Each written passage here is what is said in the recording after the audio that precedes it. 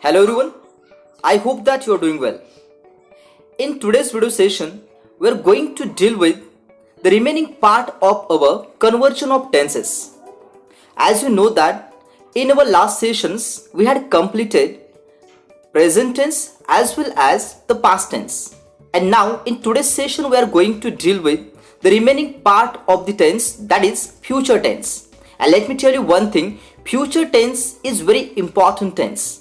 Because whenever we would like to share our ideas about the future, whenever we would like to share our plans with the others, and definitely with future reference if we would like to say something, so that time we need to use the future tense.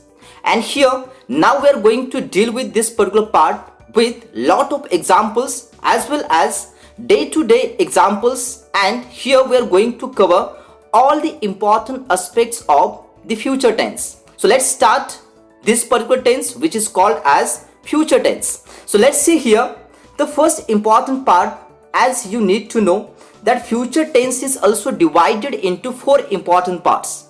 Simple future tense, the second important part, that is future continuous tense. Then after we are having one major tense which is future perfect tense, and in the last part we have to think about the future perfect continuous tense. Right तो आज हम देखेंगे कि किस तरह से simple future tense का structure हमें यूज करना है, as well as we are going to see that in what way we need to use the future progressive tense structure, as well as we are going to see that in what way we have to use future perfect tense, and in the last part we are going to see in what way we need to use future perfect continuous tense. So let's see the structures and the examples of it and be ready to convert this statement in, or as per the structure we have to convert this statement. So let's see here the first important part, that is the basic structures of each and every aspect of the future tense. First of all we are going to deal with simple future tense. हम पहले देखेंगे कि किस तरह से हमें simple future tense का जो structure है वो इस्तेमाल करना है. So in future tense, the first important tense, that is simple future tense. And the structure of this particular tense is very simple. First of all, we have to use the subject. Then after, remember, you have to use shall or will. And then after, remember, you have to use the main verb. And plus, remember, remaining part of the statement, which is our object. We need to use that particular object here. So it's very important that first of all you should know something about the difference in between shall and will. कई लोगों के दिमाग में ये हमेशा question आता है कि shall और will में exactly difference क्या है. So let me tell you one thing, that shall and will, these both verbs are the modal verbs, and basically remember whenever we are using shall, so that time we are becoming more formal. तो जब भी हमें मोर formal होना होता है तो हम शाल का इस्तेमाल करते हैं, and basically with the pronouns I shall, we shall. मतलब हम बेसिकली आई के साथ में शाल का इस्तेमाल करते हैं और वी के साथ में शाल का इस्तेमाल करते हैं. For example, we shall overcome. So definitely in this particular way we are using shall to become more and more formal, and will is specifically used for the informal purpose. तो जब भी हम इनफॉर्मल वे से किसी के साथ बातचीत करते हैं तो हम ज्यादातर विल का इस्तेमाल करते हैं. So it's very important that in the next statement definitely remember if you are using the first statement that और the last statement as it is, और यहाँ पे he will work in the office. So in this particular statement if I am going to ask you कि यहाँ पे subject कौन सा है, तो डेफिनेटली आप मुझसे कहोगे कि सर जी यहाँ पे सब्जेक्ट कौन सा है, ही है, और उसके बाद में विल आया हुआ है, और उसके बाद में हमने इस्तेमाल किया हुआ है मेन वर्ब, और डेफिनेटली वो वर्ब कौन सा है, वर्क, और इन द ऑफिस ये हमारा क्या है, ऑब्जेक्ट है. तो डेफिनेटली यहाँ पे जब भी हम सिंपल फ्यूचर टेंस की बात करेंगे तो इसी तरह से आपको सब्जेक्ट जो है वो पहले रखना पड़ेगा, उसके बाद में शाल और विल दोनों में से कोई एक आपको वर्ब जो है वो इस्तेमाल करना पड़ेगा, उसके बाद में जो मेन वर्ब है उसको पुट करना पड़ेगा, and at the end of the statement you have to use the object. So I hope that now it's very clear to you कि किस तरह से हमें सिंपल फ्यूचर टेंस का जो स्ट्रक्चर है वो इस्तेमाल करना है. After this we are moving ahead with the future continuous tense. तो कंटिन्यूअस टेंस की जब भी बात चलेगी तो डेफिनेटली वर्ब को आईएनजी लगेगा, क्योंकि जो एक्शन है which is still going on, let's see here the structure of future continuous tense. तो फ्यूचर कंटिन्यूअस टेंस का जो स्ट्रक्चर है वो कौन सा है? तो डेफिनेटली कौन सा है? Subject plus we have to use shall or will, plus we need to add main verb, plus we need to add ing to that, and then after remember we need to put the object. Now when you are going to convert this particular statement, he will work in the office, that particular statement is in simple future tense. जब हम इसको future continuous में convert करेंगे तो किस तरह से करेंगे? तो डेफिनेटली हमें लिखना पड़ेगा he will plus remember we need to add be. I forgot to tell you कि after shall and will we need to add be. Don't forget that. जैसे मैं अभी भूल गया, आपको भूलना नहीं है, आपको याद रखना है कि he प्लस shall और will प्लस be का इस्तेमाल करना है और प्लस verb को ing लगाना है। तो हमारा आंसर बनेगा he will be working in the office. In this way you have to solve the example. And after that we're moving ahead with the next structure which is all about the future perfect tense. तो यहाँ पे future perfect में आपको याद रखना है कि subject plus आपको लिख देना है shall और will, और उसके बाद में don't forget to use have, and then after as always we are using the past participle of the verb, and then after we are putting what? We are putting the object, the remaining part of the statement. तो यहाँ पे जब हम इस statement को convert करेंगे तो हमें लिखना पड़ेगा he will have worked in the office. So in this way remember you have to complete the statement. अभी बात आती है लास्ट टेंस की, last part of the future tense which is called as future perfect continuous tense. तो यहाँ पे फिर से एक बार स्ट्रक्चर थोड़ा सा चेंज होता है और आपको लिखना होता है सब्जेक्ट प्लस shall और will plus you have to write down have as it is plus you need to add been there, and definitely continuous tense है तो verb को लगेगा ing और उसी के साथ में जो remaining part of the statement है ऑब्जेक्ट को रखना पड़ेगा। तो अगर हम इस स्टेटमेंट को क्या करेंगे? कन्वर्ट करेंगे, तो डेफिनेटली रिमेंबर आपको पता चलेगा कि यहाँ पे हमें थोड़ा सा चेंज करना पड़ेगा और हमें लिखना पड़ेगा he will have been working in the office. So in this particular way you have to complete the answer. So I hope that now all the structures are clear to you. इसको फिर से एक बार अच्छी तरह से देख लो और दिमाग में रखो, हर एक स्ट्रक्चर बहुत इंपॉर्टेंट है। आप अगर इंग्लिश में फ्लुएंटली बोलना चाहते हैं तो डेफिनेटली ये जो स्ट्रक्चर्स हैं आपके दिमाग में इस तरह से घुल जाने चाहिए मानो कि शक्कर पानी में घुल जाती है। So let's see now we are moving ahead with the next part of our practice, and definitely remember we are going to solve as many examples we can. और सबसे पहले मैं आपको एक एग्जाम्पल दूंगा और उस एग्जाम्पल को आपको 3 टेंस में जो रिमेनिंग टेंस है उसमें आपको कन्वर्ट करना पड़ेगा, future continuous, future perfect and at the same time future perfect continuous. लेकिन उससे पहले अगर आपने मेरे चैनल को अभी तक सब्सक्राइब नहीं किया है so I am requesting you kindly subscribe to my channel for new and innovative way to learn English language. I hope that you will do so. So let's see here the example which I'm going to give you as your task.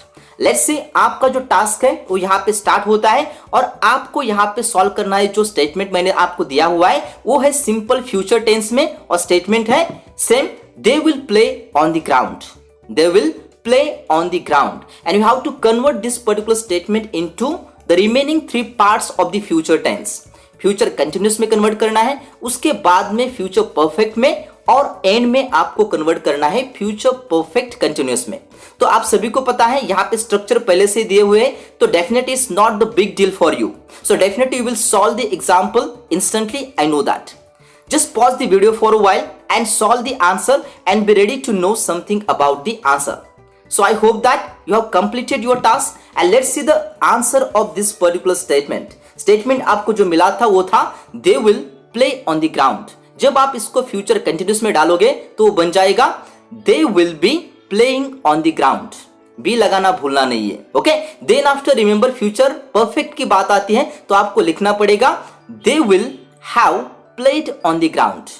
तो have लगाना भूलना नहीं है। और last में बात आती है फ्यूचर परफेक्ट कंटिन्यूअस की तो वहां पे लिख देना है they will have been playing on the ground.